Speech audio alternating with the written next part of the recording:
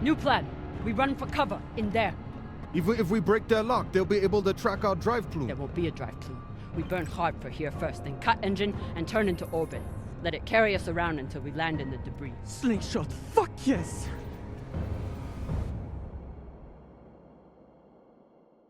Hi everybody, I'm Katy Bentz. And I'm Darren Gladstone with Telltale, and this is episode 2 of Behind the Belt. What did you think about it, Darren? Oh my God, it was such a big shift. So you're doing exploration, you're avoiding getting shot by drones. Big spoiler alert, stop right here.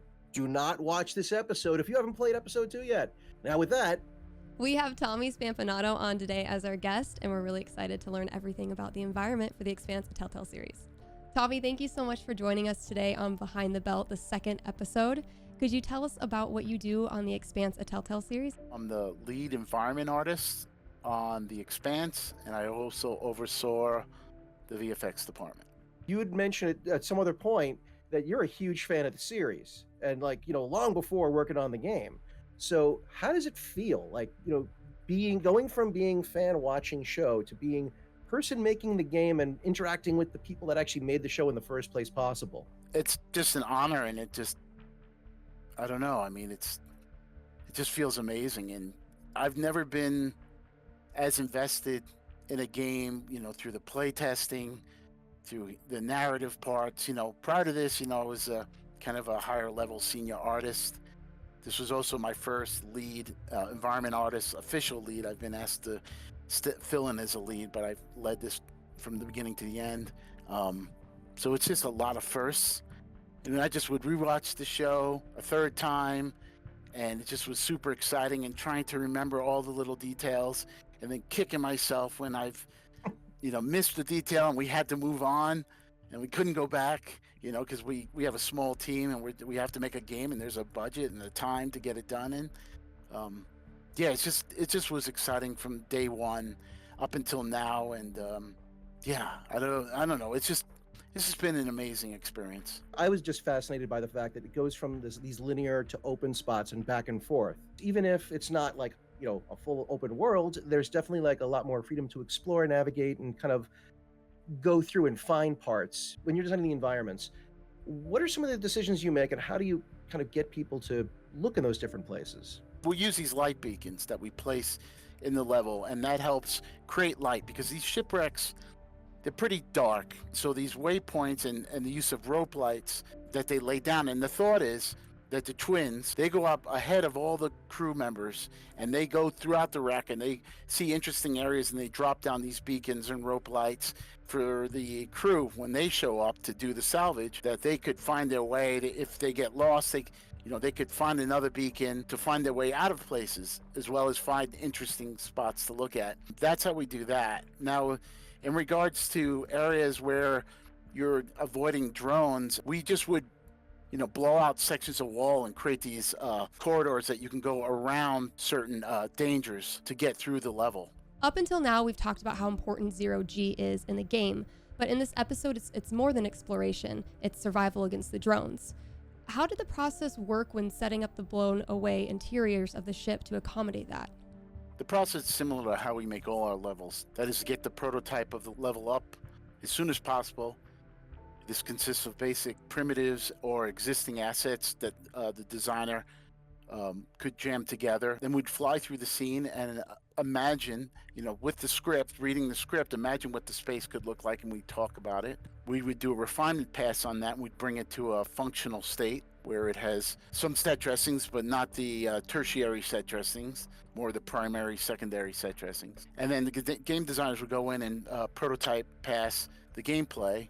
We test, iterate, retest, play. Then we'd give our feedback to the designers, and they would look at that feedback and then remind us that our games are very cinematic, and we don't want the game to be heavy on gameplay, although we're constantly trying to make more gameplay in our games. Now, for that level, it's pretty linear for the drone, so you're flying through it. If the player strays outside of the wreck, they'll get torn apart by the PDC cannons from the pirate ship. It's not very difficult to find your way through it. It's all about timing to get past the drones.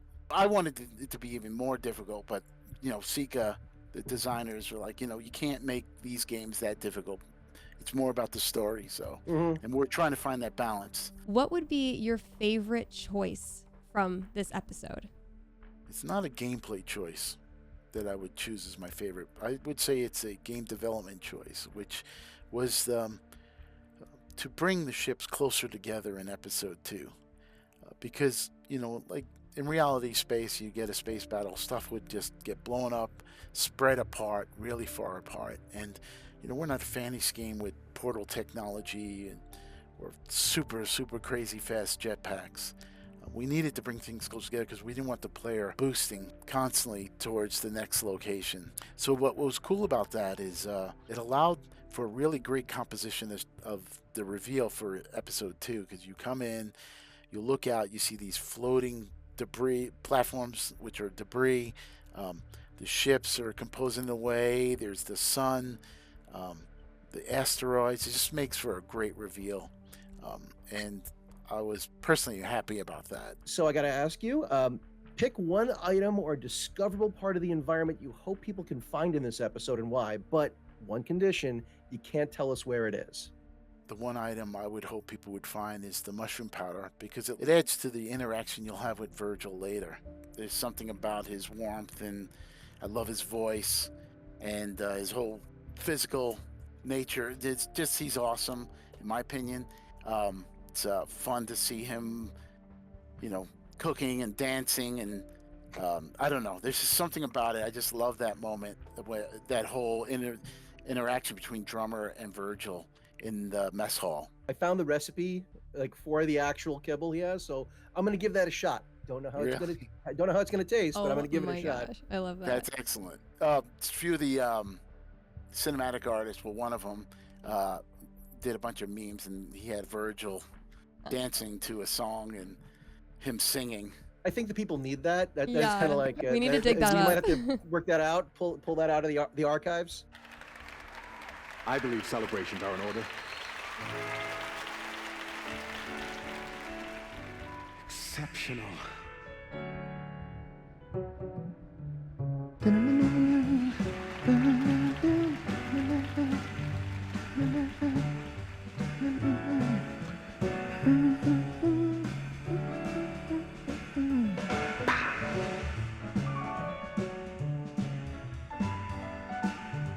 Bursting with umami.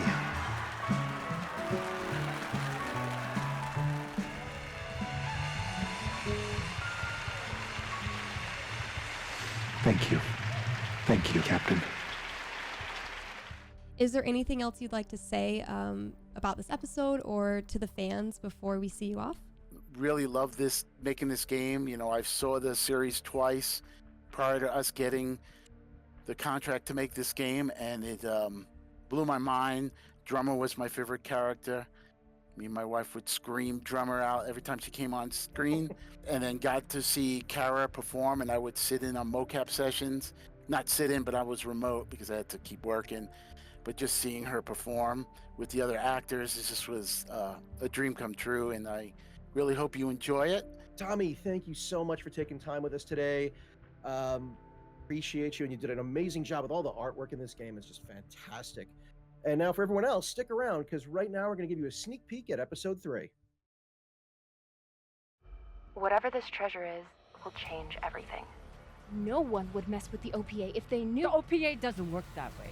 It's 100 factions with 1,000 goals. See, Baratna, told you we couldn't trust her.